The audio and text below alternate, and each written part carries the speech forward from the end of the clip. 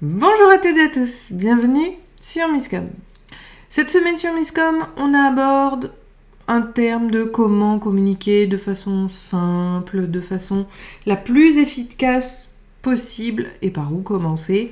Et aujourd'hui, je rentre un peu plus dans le détail en répondant à Muriel, qui fait partie du Marketing Lab, que vous pouvez rejoindre avec le lien dans la description de cette vidéo, sur comment gérer ces actions de communication de manière globale, puisque sa question était quelles actions mettre en place une fois et d'autres plus régulièrement.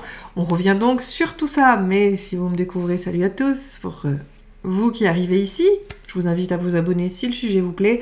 Je suis Claire Négrier à Misscom. Depuis 2012, j'accompagne mes clients à communiquer de manière unique, éthique, authentique et surtout efficace en créant leur branding, leurs outils, leurs stratégies et en les aidant, en les formant à la communication et au marketing. Donc cette semaine, comme je le disais, on aborde le fait de comment démarrer une bonne communication et comment gérer, suite logique, ces différentes actions.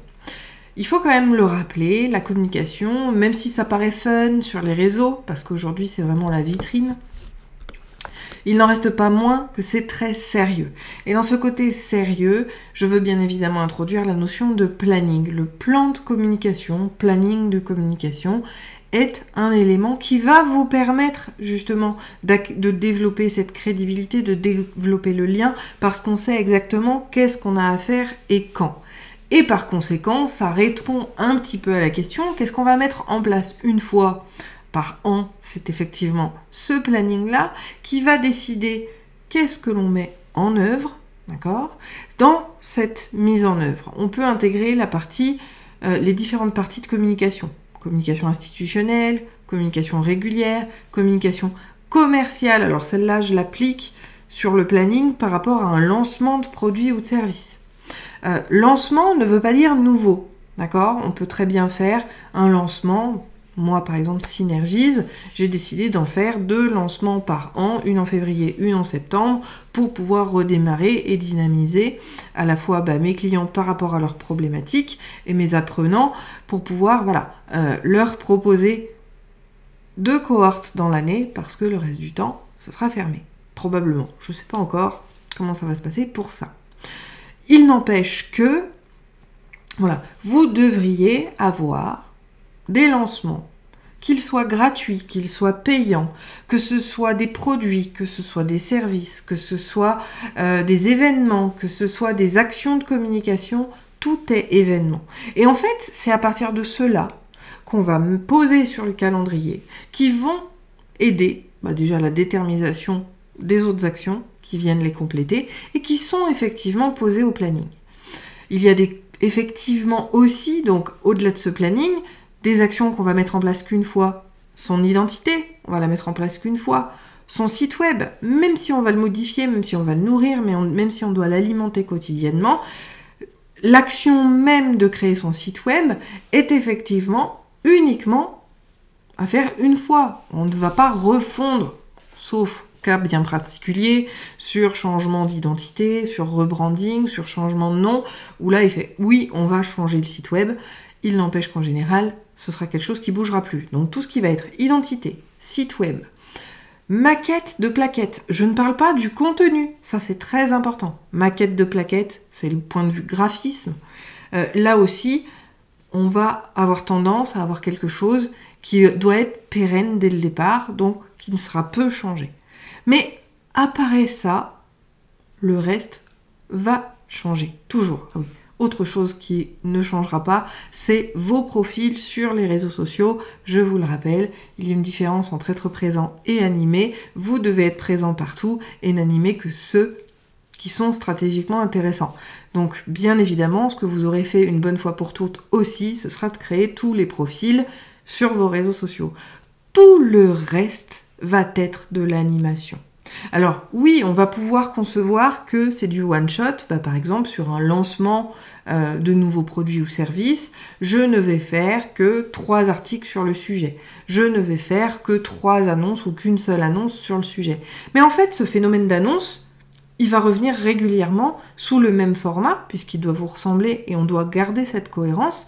Donc, les lancements sont tous faits pareil, sauf qu'ils sont faits une fois par lancement, selon le type de produit, service ou en tout cas ce que vous mettez en avant.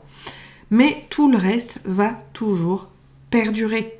Vos actions de communication, elles sont sur le long terme.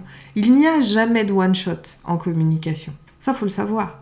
Alors, il peut y avoir du one-shot quand on va tester, par exemple, un lancement. Je me souviens qu'il y a une année, je ne sais plus, c'était peut-être 2018, d'habitude, je ferme mes réseaux pendant l'été pour pas avoir à les gérer, les gens sont habitués, et vous le saurez d'ailleurs, puisque dès que les enfants finissent l'école, il n'y aura plus de live, donc c'est autour du 7 juillet, jusqu'à la rentrée de septembre, parce que j'ai besoin aussi de me poser, j'ai besoin de me reposer, de laisser la place à la créativité pour les nouveaux sujets. Il n'empêche que, à cette époque-là, j'avais tenté un truc, aussi pour assumer mon humour de merde, et j'avais lancé B2B, d'accord ? Et c'était des petites histoires chaque semaine, et c'était blague à 2 balles, mais qui restait en corrélation avec le B2B qui est, moi je travaille qu'avec des professionnels, donc ça restait quand même de la partie. Et je partageais justement les expériences un peu incongrues, rigolotes, que je pouvais avoir eues dans mon quotidien sur l'année. Et ça a fait flop. Les gens, certains ont bien rigolé, mais finalement, d'en mettre pendant 2 mois chaque semaine, ça a finalement perdu complètement l'adhésion des gens qui suivaient pas, donc finalement plus aucune visibilité des choses. Donc au final, je l'ai arrêté. On va avoir parfois des one-shots, effectivement en communication, qui vont être des tentatives, qui finalement, ne répondent pas aux objectifs, donc on va les supprimer. Mais c'est la seule situation dans laquelle la communication sera en one-shot. Tout ce qui va être de la communication globale va se répéter. Il faut créer du contenu régulièrement, il faut être sur les réseaux sociaux régulièrement, il faut mettre à jour ces supports, d'accord ? Donc les pages même institutionnelles de son site internet, on va les revoir peut-être tous les 90 jours. Les présentations sur ces réseaux sociaux, pareil, tous les 90 jours. Une plaquette, si je prends des supports un peu plus standards, une plaquette va se revoir tous les 2 ans. Les relations presse, elles sont à faire en continu, et les supports de presse sont à revoir, donc là je pense communiqué de presse, dossier de presse, et la base sont à revoir tous les ans, parce qu'une entreprise vit, parce qu'une entreprise se développe, parce qu'une entreprise a des nouveautés, supprime des choses, a des nouveaux, parce qu'on a des entreprises, les entreprises ont des témoignages plus intéressants, donc on va aussi les mettre à jour. C'est toujours en constant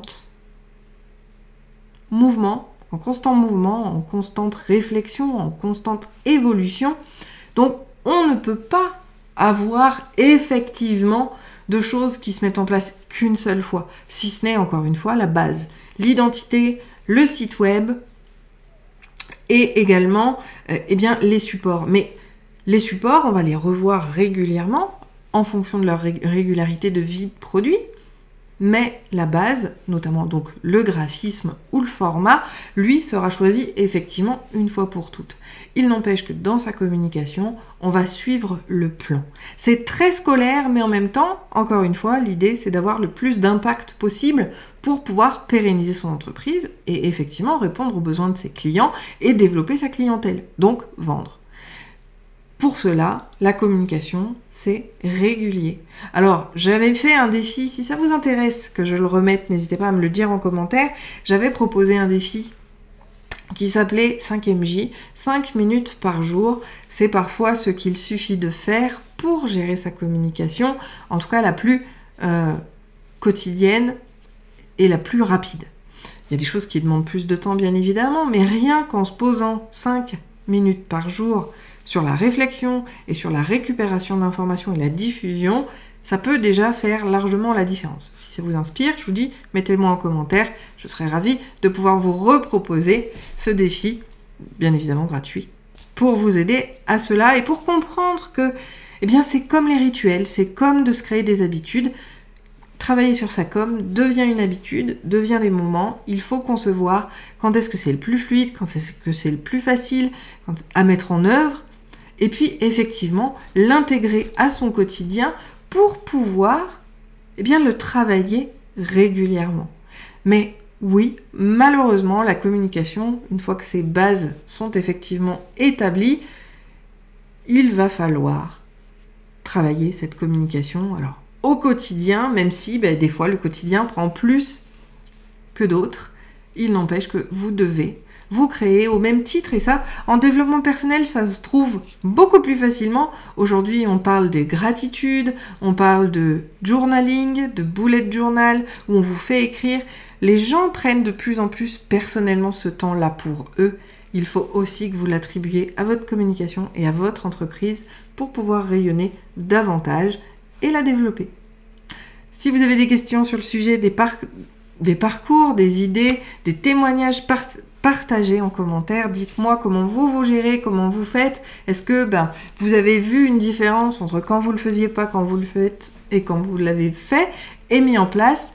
N'hésitez pas encore une fois à le mettre en commentaire. On est là pour échanger. Je suis loin d'avoir la science infuse, même si j'adore ce que je fais et que je suis une psychopathe de la com. Il n'empêche que j'ai pas la science infuse et il n'y a pas, encore une fois, de recette miracle. C'est celle qui vous convient et surtout qui convient à vos futurs clients. Je vous souhaite une très bonne journée, un très bon appétit et je vous dis à la semaine prochaine pour un nouveau sujet et demain dans le Marketing Lab pour approfondir le thème et surtout répondre à toutes vos questions. Ciao!